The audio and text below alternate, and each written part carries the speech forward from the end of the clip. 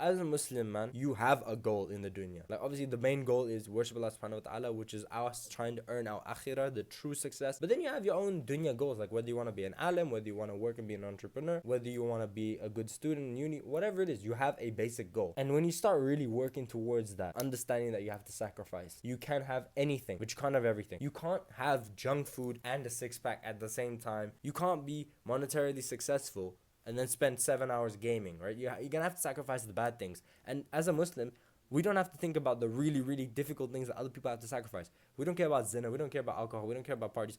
Frick that. I'm not even about that.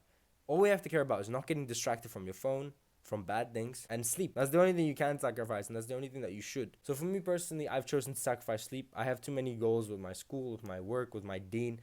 I don't want to go against them. So I have to sacrifice something, and that's sleep. And that comes to the second key. Once you sacrifice, Shaytan's gonna come for you so that he can take away your momentum and your consistency. Because momentum and consistency is all that needs to be successful in anything. Like for me, the only thing I've really gotten a good grip of success on, like being consistent in salah and my body transformation. I've lost weight and I've gained muscle and gotten to a good place, alhamdulillah. And my salah has been helped so much by Allah. Like I'm so lucky that I've had so much ease in doing that.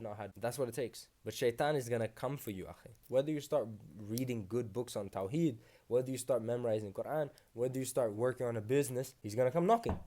No, but bro, just go to sleep. Go to sleep. Just stop working. Come on, you're lazy, you're tired. Take a break.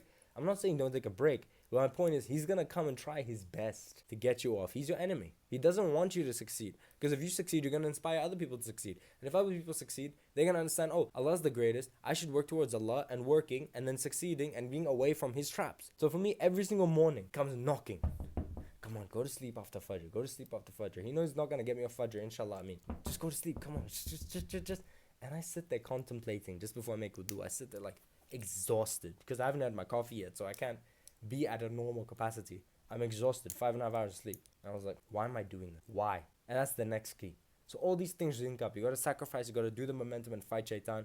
But the only thing I do to fight Shaytan is salah. Like somehow, after I make Fajr or after I make any nafil salah, the voice of Shaytan kind of goes away. But the third is the why. And that's the most important thing, to keep you going on the momentum as well. You need to know why you're doing this. And for me this morning, I saw one of my whys, which is my mother. She was so happy in the morning, smiling, laughing, and talking about how she was just sending some messages for her work. And I remember when she would wake up and slave away, grinding. It made all this so much more worth it. Like pushing towards getting monetization and building a good business to provide for my family, to provide for my future wife, for my future kids. It's so worth it. The pain that I feel today, the utter exhaustion, for her to smile like that and be happy, like I don't remember her being like that before, worth it. Now, inshallah ta'ala, I'll be able to help her out soon if the channel does monetization. But think about the people that need you. Think about the people that rely on you. Think about the people who could succeed from your work, your pain. How much good could we do in the ummah if we just went through the pain? If we just day in, day out was consistent with whatever goal we had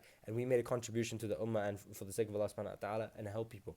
How much good would we do for this ummah? How strong would this ummah be? I keep thinking, like, if each person who was a Muslim who had a goal of making $1 million would make it, how much money could we give to the watermelon? How much money? Millions. And all it takes is the pain now so that our next generation can be strong. So don't let Shaytan knock on your door. Keep pushing. Keep praying. Keep relying on Allah. Keep remembering that why, because every day it's going to come.